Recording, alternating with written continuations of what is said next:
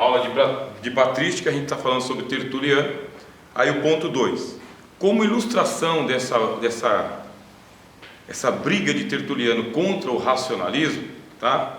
Como ilustração da aplicação do seu princípio anti-intelectual, ele aceitava o ponto de vista de que o Filho de Deus morreu, porquanto nessa própria declaração há uma contradição, e aceitava a doutrina da ressurreição de Cristo por ser impossível para o homem.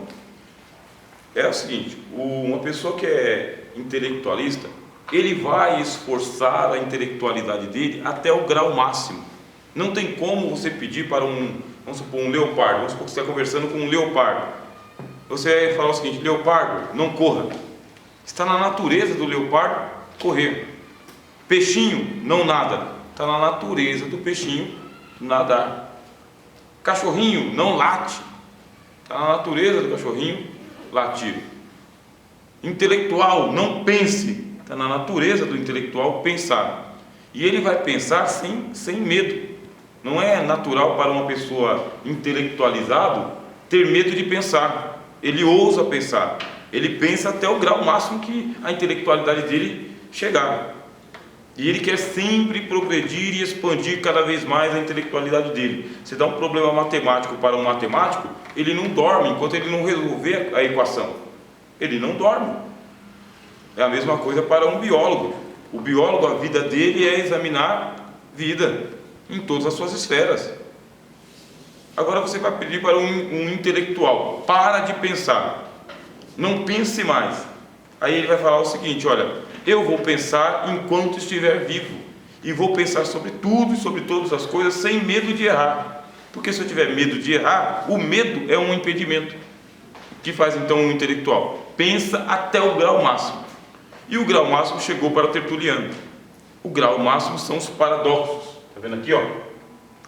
Ele chegou no cristianismo.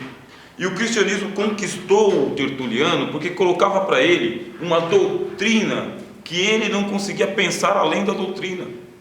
Ele fechava com a doutrina. Aqui está um método de raciocínio que é aristotélico, tá bem? Aristotélico, chama-se silogismo. Isso aqui é um método de raciocínio. Para quem for intelectualizado, né, vai entender como que eu estou explicando. E assim, aquele que quer se intelectualizar vai entender também. Mas isso aqui é um método natural de raciocínio. As crianças pensam assim. Crianças pensam assim. Chama-se silogismo ou dedução, tá bem? Qual que é a dedução? Chegaram para Tertuliano e disseram: Jesus é Deus. Eu sou intelectual, estou raciocinando. Jesus é Deus. Aí deram a segunda sentença para Tertuliano: Jesus morreu. Ora, Jesus é Deus. Jesus morreu. Mas Deus não morre. Isso aqui é uma lógica. Deus não é imortal, entendeu? Simplesmente Deus está acima de uma categoria da morte. A mortalidade só diz respeito ao homem, à humanidade, ao que é terreno. Mas imortalidade não é um atributo divino. Deus não é imortal. Deus está acima das categorias da mortalidade. Não pode ser atribuído a Deus mortalidade. E também não pode ser atribuído a Deus vitalidade. Deus está vivo. Deus não está vivo. Deus é mais do que está vivo, porque Ele é a origem daquele que está vivo. É Ele que dá origem à vida. Então Deus não está vivo, Deus está mais do que vivo. Deus não é imortal, Deus é muito mais do que o imortal. Deus não é invisível, Deus é mais do que o invisível. Deus está fora dessas categorias de pensamento. Estou falando como se fosse o Tertuliano tentando explicar aqui o problema que ele tem em relação a racionalizar a fé. Disseram para ele: Jesus é Deus, eu creio. Jesus morreu, eu creio. Opa, espera aí, Deus não morre.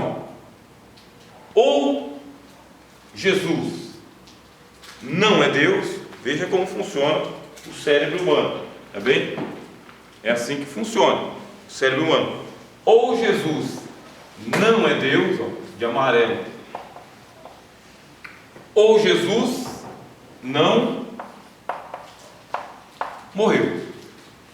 Se Jesus morreu, ele não é Deus. Se ele é Deus, Jesus não morreu. Mas se eu tentar racionalizar isso daqui, eu esvazio a fé. Porque ou eu fico com Jesus divino, ou eu fico com Jesus humano. E o Jesus humano não é o Filho de Deus, porque ele é o Jesus humano. Jesus, Filho de Deus, é o Jesus Deus. Entenderam aí a lógica? Jesus, Filho do homem, é o Filho de Maria. Jesus, Filho de Maria, Jesus, Filho do homem. Jesus, Filho de Deus, Jesus divino. Chegaram para Tertuliano, com toda aquela intelectualidade avantajada que ele tinha, colocaram um paradoxo na mão dele e falaram o seguinte: se você crer nisso, você vai ser salvo. Não só você, qualquer pessoa que crer nisto. O homem quer ser salvo. Ele está vendo que a sociedade está se perdendo, e a fé veio. Ele começou a crer sem entender. Por isso ele falou: creio porque é absurdo. Eu estou exercitando a minha intelectualidade ao grau máximo, só que chega nesse momento que eu estou em aporia. Aporia é uma palavra que está no mundo filosófico também, que significa o seguinte: cheguei no ponto máximo do meu pensamento e agora só vou começar a dar volta. Isso é aporia. Começar a dar volta, girar em torno do próprio eixo. Isso é uma aporia. É um pensamento que não tem solução. Ou eu desisto dele, ou eu sustento. Mas se eu sustentar ele, aqui ó, ou Jesus é Deus e morreu na cruz como Filho de Deus, e aí eu fico com a fé, ou Jesus não é Deus, portanto não importa se ele morreu na cruz ou não morreu, porque se ele não é Deus, se ele não morreu pelos meus pecados, por mais que ele tenha sido um grande profeta, ele só morreu pela vida dele. Isso aqui é uma lógica extraordinária para a fé, mas não é uma lógica para a razão. A partir desse momento você começa a ser exercitado nos paradoxos da fé cristã. A fé cristã é uma fé paradoxal. Ela vai colocar verdades contraditórias na sua frente. Contraditórias mesmo, muitas verdades contraditórias. O que é uma verdade contraditória? É aqui, ó. É no choque. É no choque mesmo. E Cristo era um provocador de primeira, tá bem? De primeira. Cristo, para poder provocar a fé, ele colocava um monte de paradoxos. Me deu a moeda. De quem que é a cara que está nessa moeda? É de César. Dê a César o que é de César. Dê a Deus o que é de Deus. Aí você fala: a moeda é de César. A moeda não é de Deus? Isso é um paradoxo. Lógico que a moeda é de Deus, porque todas as coisas são de Deus. César é de Deus, a moeda é de Deus, o povo judeu é de Deus, Jesus é de Deus. Dê a César o que é de César. O que César tem? Nada. Jesus está criando um paradoxo aqui. Um paradoxo. Jesus era mestre em criar paradoxos. Mestre. A fé cristã, ela só nasce no choque, na hora da razão. Você tem que abortar a razão. Olha que difícil, hein? Para um intelectual, para uma pessoa estudada, para uma pessoa racional, racionalista, um crítico, abortar a razão, aborta a razão e anda pelas águas. Dá. Aqui no bloco anterior eu falei para vocês que o Tertuliano está nesse ponto. Quer dizer, eu tenho que ouvir uma pessoa que é iletrado pregar o Evangelho. Por quê? Se eu não sou iletrado, se o Evangelho é a mais sublime de todas as ciências, e que por mais que você esgote o seu tempo estudando na vida inteira, você ainda não esgota o estudo sobre Deus. Como que eu vou perder 40 minutos da minha vida ouvindo uma pessoa que não se preparou? Aí Tertuliano fala: pela fé. É isso que eu faço quando eu estou ouvindo a palavra. Eu não estou analisando a credencial de quem está falando, e sim a verdade do que ele está falando, porque a verdade pertence ao Evangelho. E pode ser que uma pessoa iletrada e despreparada esteja com mais quantidade de verdade na loucura dele do que um teólogo muito bem preparado. Isso que é o sacrifício da razão. Vale a pena você ouvir um irmão que está teologicamente despreparado, mas piedosamente preparado, porque a verdade está na boca dele. Desde que, lógico, ele vai se manter na humildade que a própria verdade coloca na gente. A verdade sempre é humilde. Sempre. Faltou a humildade naquela verdade, nesse momento o cara vai ser julgado, porque faltou a humildade na verdade dele. Aí o Tertuliano fala: a verdade eu não vou julgar, mas a falta de humildade, essa eu vou julgar sim. Essa eu vou julgar. São os critérios. São os critérios. Tertuliano puro. A contradição e não a harmonia deve ser um fator constante da fé religiosa. Bem, eu estou utilizando aqui a Bíblia, a Enciclopédia de Bíblia, Teologia e Filosofia, tá bem? Escrito pelo Russell Norman Champlin. Então ele diz aqui: a contradição e não a harmonia deve ser um fator constante da fé religiosa. Isso porque as doutrinas aceitas pela fé ultrapassam as limitadas capacidades da mente humana, visto que a filosofia repousa sobre a razão humana. As atividades filosóficas são, ao mesmo tempo, sem finalidades e perniciosas, de acordo com Tertuliano. Tertuliano desconfia da filosofia, sendo filósofo, tá bem? Sendo filósofo. Está aqui, ó, esse livro aqui, que eu já apresentei para vocês, do Jacques Libaert, tá bem? Os Padres da Igreja, e ele é um filósofo, ele é um pensador cristão. Está aqui, ó, ele escreve: Tertuliano, filósofo.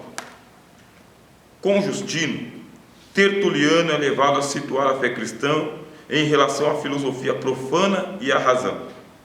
Ele o faz à sua maneira, que pode enganar e fazer com que o julguem um adversário obstinado da filosofia e da razão.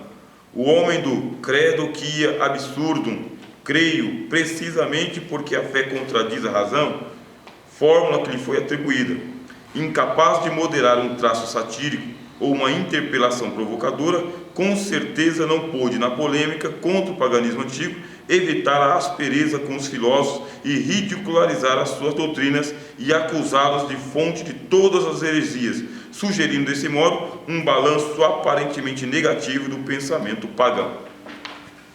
Por que ele é contra a filosofia? Porque o filósofo está se intrometendo na questão da fé. O filósofo está colocando filosofia no lugar da pregação, está exigindo razão aonde que a pessoa tem que acreditar. Ora, não dá para você acreditar racionalmente na ressurreição dos mortos. Não existe ressurreição dos mortos, simplesmente não existe. Não existe comprovação, e se houvesse comprovação, você estaria acreditando na prova e não no fato em si. Não tem prova de que Jesus ressuscitou, nenhuma prova. Não adianta, você pode fazer o que você quiser, ressurreição não é lógico, não é racional. Aí o Tertuliano fala: mas Jesus ressuscitou, e ressuscitou ao terceiro dia, 3 dias depois de morto. Ressurreição não é ressuscitação, tá bem? As pessoas que são aqui da área da medicina, né, enfermagem, da biologia, sabem. Ressuscitação é uma coisa, ressurreição é outra. Ressurreição, o cabra está morto mesmo, não tem nenhum sinal vital nele, nenhum sinal clínico de vida nele. A ressuscitação não, a ressuscitação ainda existe oxigenação no cérebro, o cérebro ainda está funcionando, os órgãos estão parando, mas o cérebro está lá, com pulsos elétricos. Aí dá para fazer ressuscitação. Morreu o cérebro, não adianta fazer mais nada. Pode estar o pulmão lá funcionando com as máquinas, o coração batendo com as máquinas, mas não tem mais vida, é a vida da máquina. Agora o cérebro não, está oxigenado, a pessoa está viva. Ressuscitação é uma coisa, ressurreição não, a vida foi embora, acabou, não tem ressurreição. Não é lógico, Jesus não ressuscitou dos mortos, de acordo com a lógica.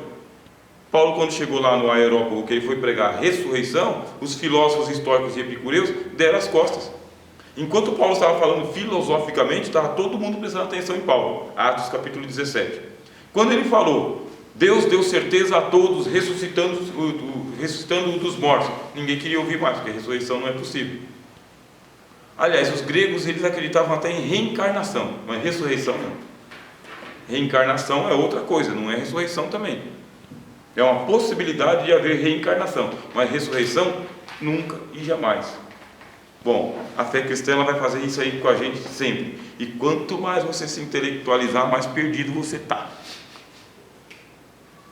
Bate na testa.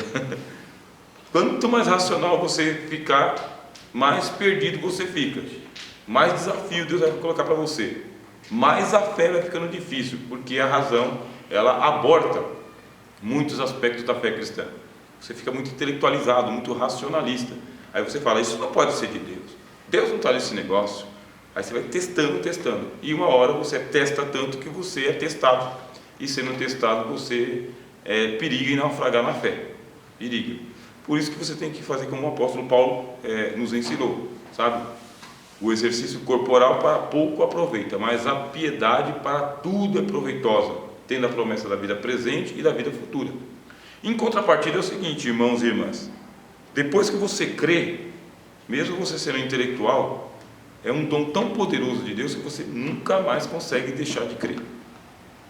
Quando um racionalista ele abraça a fé, é uma fé verdadeira, autêntica e inabalável, nunca mais ele perde a fé. Dificilmente, você não vai ver uma pessoa que foi convertido a Cristo pela fé, que tem todos os argumentos da razão e da filosofia e da ciência, você não vai ver ele blasfemando de Cristo, você não vai ver ele largando Jesus, você não vai ver ele contradizendo a verdade das Escrituras, porque ele foi vencido. Então você tem dificuldade para crer, mas depois que você crê, você nunca mais vai ser abalado, nunca mais. A pessoa pode até se afastar do círculo religioso, mas ela não perde a fé em Jesus. É algo magnífico, né? Uma curiosidade da doutrina de Tertuliano era a adoção que fez de uma ideia estoica da existência da chamada substância espiritual. Ele afirmava que Deus e os espíritos são substância material ou matéria espiritualizada. O mormonismo é o único grupo cristão dos nossos dias que segue essa noção, embora dificilmente eles tenham pedido por empréstimo a Tertuliano.